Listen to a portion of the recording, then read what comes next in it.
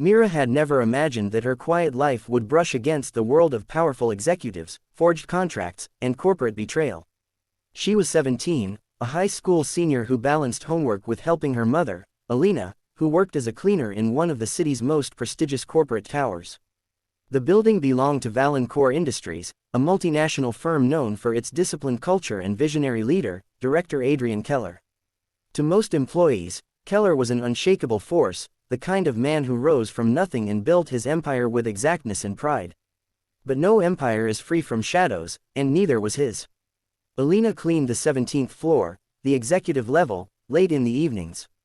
She worked quietly, always respectful, careful never to disturb the offices she tidied. On most days, Mira would sit in a small staff lounge waiting for her mother to finish so they could ride home together. Her mother insisted Mira stay out of the offices, but on rare occasions, especially when Alina had too many rooms to finish, Mira helped empty trash bins or wipe down tables outside meeting areas. She was efficient, unnoticed, and invisible to most. The night things changed began like any other. The city skyline shimmered through the tall glass panes, streaks of gold light reflecting off steel and shadow.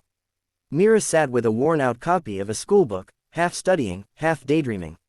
Her phone battery had died hours earlier, so she had nothing else to distract her. Alina was finishing a section earlier than expected because another cleaner was out sick, forcing her to handle extra offices. That evening, Adrian Keller had left later than usual. He was preparing documents for a virtual meeting scheduled at dawn the next morning with a new, international partner, a firm promising massive distribution lines and lucrative expansion into untapped markets. Keller had received the contract draft only a week ago, and negotiations had been swift. Too swift, perhaps, but the representatives had carried themselves with polished confidence, their proposals glittering with potential profits. Keller trusted his instincts, and they told him this could change the course of Valancourt's future. Yet unbeknownst to him, the contract was a sophisticated fraud orchestrated by a group that had studied his company's vulnerabilities and communication patterns for months. They had forged signatures, spoofed email addresses, and created websites mimicking real organizations. Through layers of illusion, they embedded terms that, once signed, would give them access to proprietary systems and siphon millions through performance clauses and initial investments. Earlier in the day, Keller had exchanged messages with the supposed legal representative of this partner, confirming a final call at 7 that evening. But an urgent situation pulled him away just minutes before the scheduled time. He left his office in haste to join a last-minute board call in another wing of the building, assuming he would return immediately afterward. The phone on his desk remained connected to his business line, which he used for high-level negotiations. While he was gone, Alina entered the office corridor with her cleaning cart. She knew Keller's office was always the last one she entered. Executive offices required delicate handling, and she approached them with a kind of reverence. Unlocking the glass door, she stepped quietly inside. The sleek desk was immaculate, the shelves lined with awards and framed photos, and a hint of cedar cologne lingered in the air. Mira normally avoided entering any director's office, but her mother asked for help that night. A stack of boxes filled with promotional brochures needed to be moved from the lobby area to a storage room nearby, and Alina's wrist had been hurting all day. Mira helped transfer items as quietly as possible. At one point, she stepped inside Adrian Keller's office with a microfiber cloth to wipe down a corner table while her mother emptied the trash bin. On the desk, Keller's business phone suddenly rang. The sound startled both of them. Alina froze immediately, knowing she should not touch anything that wasn't part of her cleaning duties. Yet the persistent ringing echoed in the room. Mira instinctively looked at her mother, waiting for guidance, but the older woman whispered anxiously not to answer. She intended to ignore it, assuming the voicemail would pick up. But the phone rang so insistently that after what felt like an eternity, Mira glanced at the screen's caller ID. The name spelled out, Weston Trent, a name she had seen printed on some documents lying near the desk earlier. The phone displayed an international country code, and at that moment, Mira assumed it might be urgent. She thought, perhaps somewhat foolishly, that she could simply explain the director was temporarily unavailable and take a message. Before fear could stop her, she reached for the phone and pressed the answer button. She spoke softly, "Hello, this is Director Keller's office." On the other end, a well-practiced voice, smooth and composed, responded with expectation. "Ah, Mr. Keller, right on time. I was wondering if you had reviewed the final draft I forwarded. We'll need a verbal confirmation before filing the electronic authorization tonight. Mira froze. The voice believed she was Keller himself. Her instinct told her to correct him, but something in his tone unsettled her. He spoke with an urgency that felt rehearsed, too polished. When Mira hesitated, he seemed to assume she was gathering her thoughts.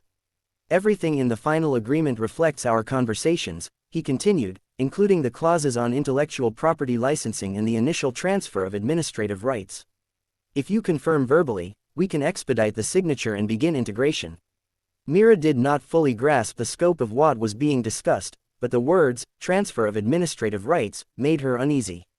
She remembered overhearing her mother once speak about how companies always protected their data carefully, especially directors. The caller's pushiness triggered a strange instinct in her. She responded cautiously, imitating a neutral professional tone, I'm reviewing the document one more time before confirmation. Could you hold for a moment? Without waiting for a reply, she pressed the mute button the way she had seen people do in films. Her heart thudded against her ribs. Her mother, alarmed, whispered furiously that she should hang up at once. But Mira shook her head. Something felt wrong, and she sensed the danger was real. She needed help, but the director was not in sight. She gently placed the phone down, the line still active but muted. She darted out of the office and saw Anthony, the late-shift security officer, walking down the corridor checking locks. She knew him vaguely, he was friendly but serious about protocol. She whispered that someone was on the director's phone asking for confirmation on a document. Anthony frowned, recognizing that no cleaner or family member should be managing such calls. He stepped into the office and looked at the phone, then at the documents scattered on the desk. Anthony unmuted the call and calmly introduced himself as a representative of the director, stating that Keller was in a board meeting and unavailable. The caller's tone shifted slightly, from confident to curt. We were promised confirmation at 7. If he does not approve now, our window closes. Anthony narrowed his eyes. He had worked corporate security long enough to smell when something was off. He assured the caller that the director would review the draft personally and call back. Then without hesitation, he ended the call. Mira stood silently, expecting some sort of reprimand, but Anthony instead asked her to leave the room with her mother and wait in the hallway. As soon as they stepped out, Anthony called the director's private line and reported the incident. Within minutes, Keller returned to his office, his expression sharp with concern. Anthony explained that the call came through right on schedule and was answered accidentally by a staff member who sensed something strange. Keller examined the printed contract on his desk and felt a cold jolt. He called his legal advisor immediately. They checked clauses, compared them with earlier drafts, and discovered multiple hidden insertions cleverly placed among legitimate language. The fraud was masterful and aimed at hijacking control over segments of the company's digital framework. Keller's legal team shifted into emergency mode, reaching out to known partners and cyber specialists to trace the communications. They discovered that the entire international partner was a fabricated entity fronted by digital proxies. The websites disappeared within hours, and the supposed contacts vanished from messaging platforms. The following day, Keller called Alina and Mira into his office. Alina trembled, fearing she would be fired for her daughter's actions. But Keller greeted them with a calm, respectful demeanor. He asked Mira to recount exactly what she heard and said. She repeated the details carefully, and he listened without interruption. When she finished, Keller looked at her with a mixture of astonishment and gratitude. If you hadn't answered, or if you'd said the wrong thing, we might be facing a disaster today, he said. They tried to push the contract through verbally, then force a digital signature. Your intuition prevented that. Alina fought back tears, apologizing repeatedly for the intrusion. But Keller assured her that no apology was needed. What Mira had done was beyond accidental, it was brave and wise. He thanked them both and insisted Alina take a few days off with pay, while he coordinated the company's formal response. News of the near breach did not reach the wider staff, but the executive board was informed in confidence. Keller launched an internal review of communication protocols, security checks, and identity verification for external contracts. The company's cyber defense team began tracing the imposters' digital footprints. It turned out that months of surveillance and infiltration had gone unnoticed because the fraudsters had mimicked legitimate channels expertly. Days turned into weeks, and investigators uncovered links to a group that had targeted corporations worldwide. Most of their attempts had failed, but a few succeeded, resulting in massive financial theft. Valancourt's near miss became a turning point, and Keller collaborated with international firms and law enforcement agencies to help expose the network. Myra's name was kept confidential, but among Keller's closest advisors, she became known as the spark that stopped a storm. Keller, moved by the entire incident, spoke privately with the board about supporting Myra's education. He learned she was finishing her last year of high school and hoped to study law or information security one day. He arranged for the company to grant her a full scholarship to any accredited university she chose, under a fund labeled anonymously to protect her privacy. When he informed her and her mother, Alina was speechless, tears streaming down her face. Myra, stunned but composed, thanked him with a sincerity that struck him deeply. Myra's life changed in subtle ways thereafter. She finished high school and entered a program focused on cybersecurity and corporate risk management, fields she had barely known existed before. Her natural instincts and newfound passion made her an exceptional student. Keller occasionally invited her to company seminars, letting her observe discussions on risk prevention, ethics, and digital defense systems. She listened attentively, absorbing everything.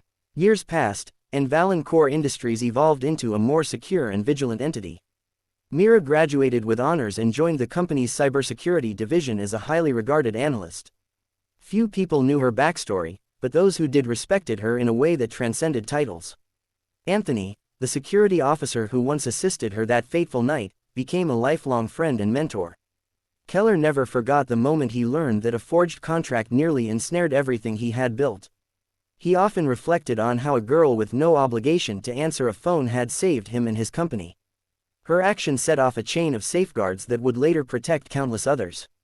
Though the world saw only the corporate strength and resilience of Valancourt, the truth buried in its foundation was simple. Sometimes, fortune turns on the smallest moments, on a call answered by someone invisible to the world but essential to its balance.